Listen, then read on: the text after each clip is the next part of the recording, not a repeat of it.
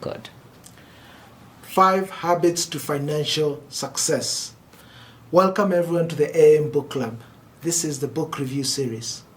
Today, we are reviewing the book Smart Money Habits by Gladys Juma, the 5 Habits to Financial Success.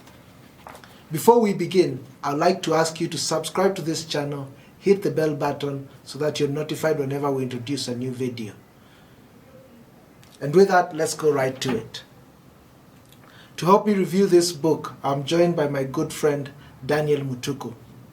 Daniel is the founder and CEO of Career Point Solution.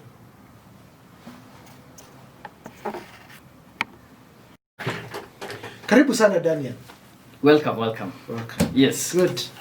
So to get us started off, this book actually is going to be the second Kenyan written, or would I call it a book written by a Kenyan author that I'll be reviewing. A lot of the books that we've reviewed are mostly foreign written, mostly maybe from America or another. Yes. And it's actually very good because I think now we are seeing a lot of Kenyan authors putting out books. Could you tell us a little bit about the author, Gladys Juma?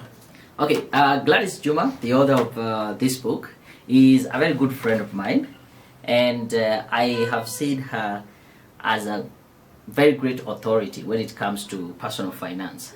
She is well versed with the topic. She knows what people are actually suffering from when it comes to personal finance problems and issues, and she does a very good job in her coaching program, assisting people, and also her online courses and the books she has written. This is actually her third book. She first wrote the book Managing Your Finances God's Way, and then she followed with a workbook for the said book. And now this third book, Smart Money Habits. The 5 Habits to Financial Success. Right. So, and as we talk about Gladys, I know she has inspired us, or she has given us a lot of wisdom from the different books. From these specific books, what would you, this specific book here, what would you say about it?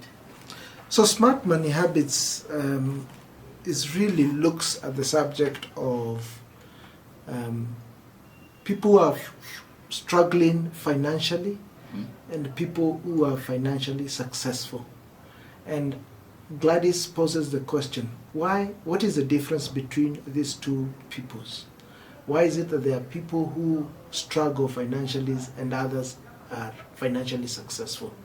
And after our own investigation, she found it came down to habits. Right. The habits that they adopt, the day-to-day habits that they have adopted, that are part of their own character, that are part of their own daily behaviors, that are part of their mindset. Right. And that's what she has shared in this book. And she found that there are 5 key habits that, if adopted, if taken up over a period of time, will definitely lead to financial success. Yeah. And the way she has put them is she has put them in an acronym which she calls the NISA habits. So the first letter, which is the letter N, stands for noting. Yeah. Could you tell us a little bit more about the be noting habit? Okay, I think she did a very good job coming out with that acronym NISA, and maybe I can take a step back and describe the book itself. I think this book is not just a personal finance kind of a book. It is a book that we can categorize it as self-development book. Correct. You can just replace every word where it talks about money or finances and replace with something like relationships, and it will give you the smart relationship habits. If you want to fix your health and fitness, just use the same acronym for NISA and replace the money with health. So it really works well. It's an overall kind of a book. But because she focuses on money, I think we can still narrow down to money. And when it comes to N, the noting, be noting, it's just a matter of you first to identify your baseline. You need to be able to note at what point are you when it comes to your finances. And you write down or note down what are your income sources, what are your expenses, how much are you able to save, do you have any debt, do you have passive income or you only have working income, and really As you do this exercise, when you're looking at your cash flow, your wealth statement, it gives you an idea of where you are at, and also brings a lot of awareness. Some things that you might have been taking for granted, but now they are brought to your awareness, and now you can consciously start making decisions based on what you are aware. Then once you have noted all these things down, the next letter there is I, inspecting. What can you tell us about inspecting? So the be inspecting habit really centers on measuring and tracking. Yeah. So following on what you've taken note of, what are your cash flows? What are your cash flow, the money that you get or your income sources? Yeah. What are your outflows? What are your expenses? What's your net worth? What's your debt position? And then, of course, the goals that you've set. So inspecting is all about, once you've noted them down and you've set certain goals and aspirations that you want to achieve for a certain period of time, a year or so, then you need to inspect what your progress is of how you're progressing towards those goals. Right. And the habit of inspecting is about that. So you want to know, you want to track your expenses on a daily, weekly, monthly basis. You want to track your own income sources.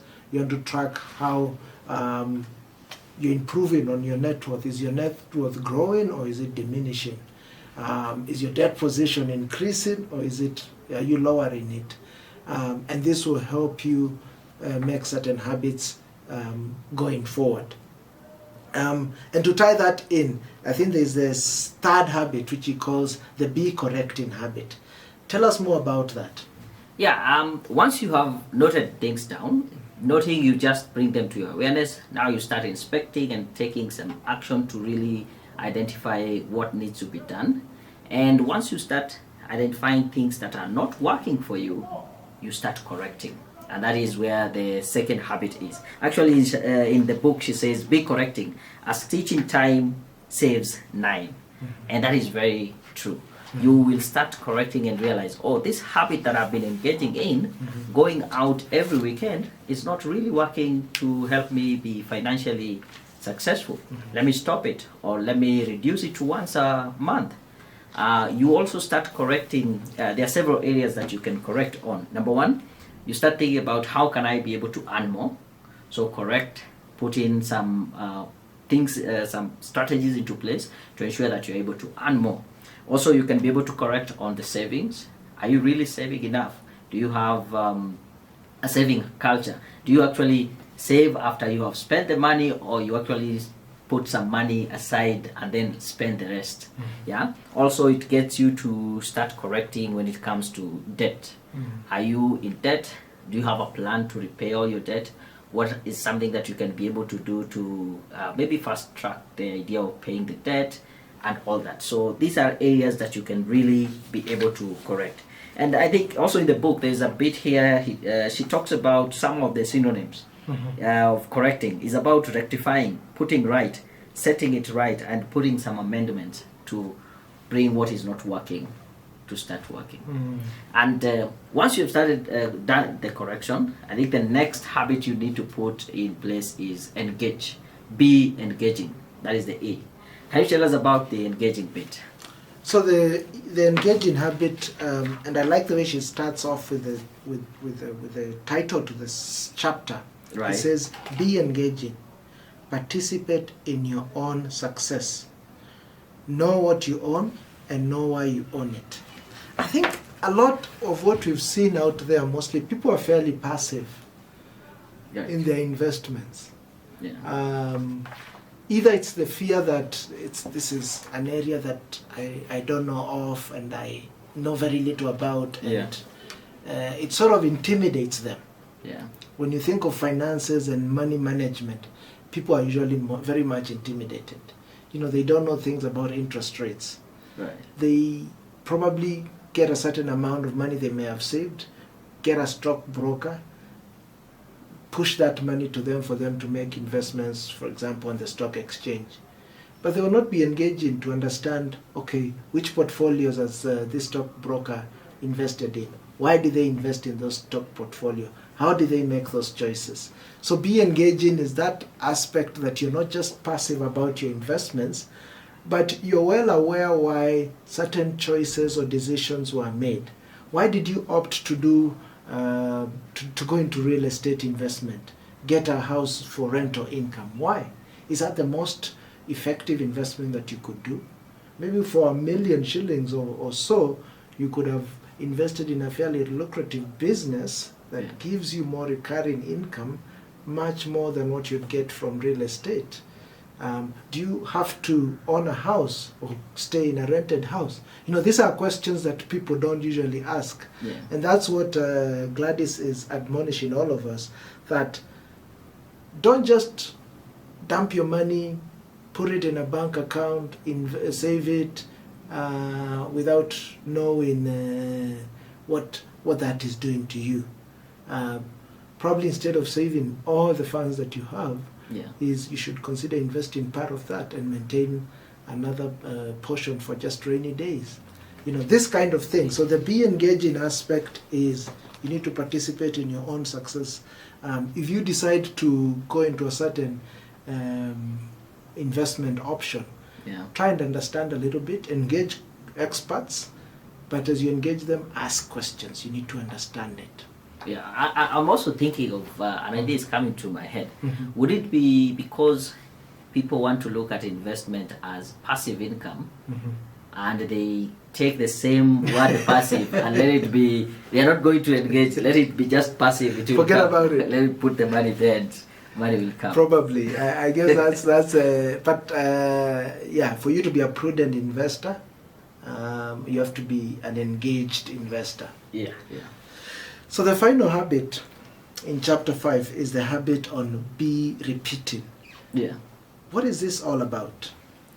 I really like the way she puts it, and just let me read. The chapter starts and she says, "Be repeating, do not reinvent the wheel." And a quote from Plato here is that there is no harm in repeating a good thing. Once you have, and I like this part a lot because it is the easy part. The difficult part is the noting, the inspecting, correcting, and engaging.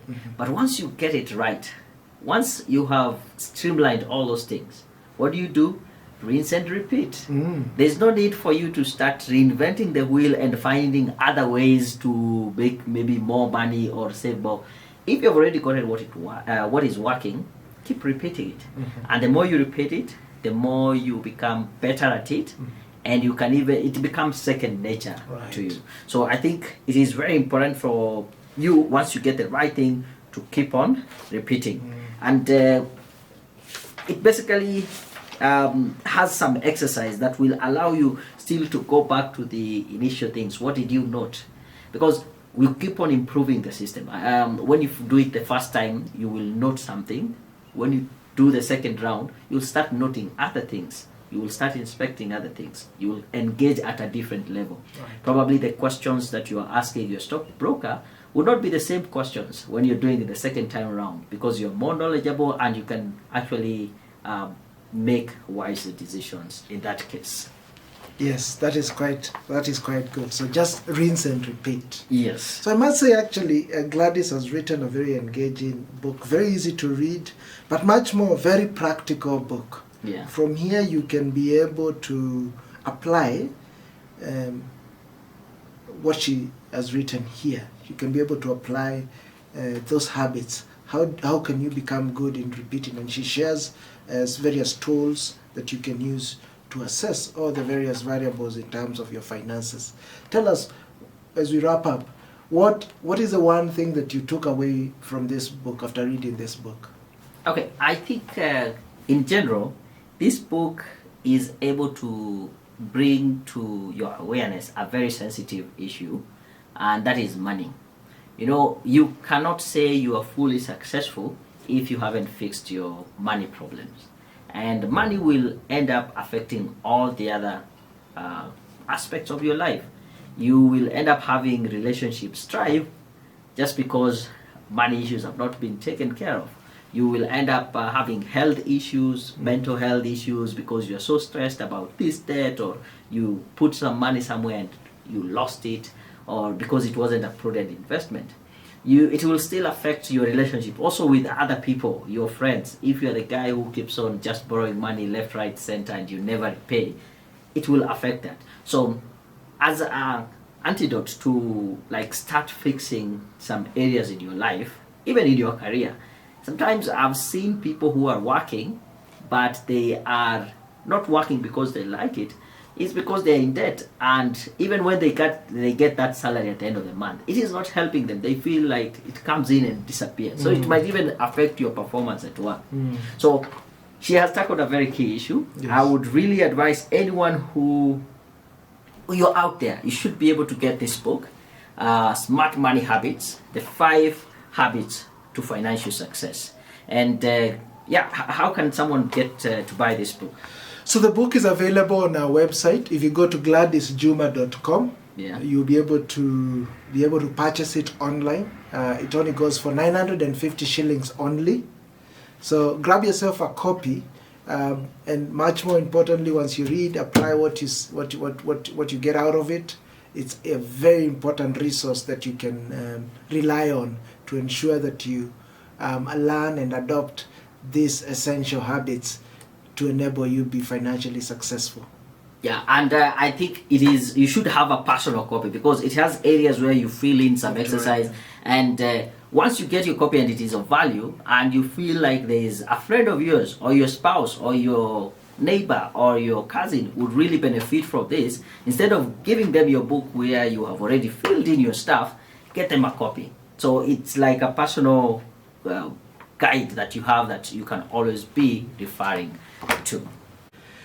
Thank you everyone for watching this video. If you liked what you saw, give us a thumbs up, like this video, and share it with your friends and family. If you'd like us to review other books, put that in the comment section. We'll definitely look that up. And for you to get the other new videos that we get, subscribe, hit the bell button, and you'll be notified whenever we have new videos. Thank you. See you.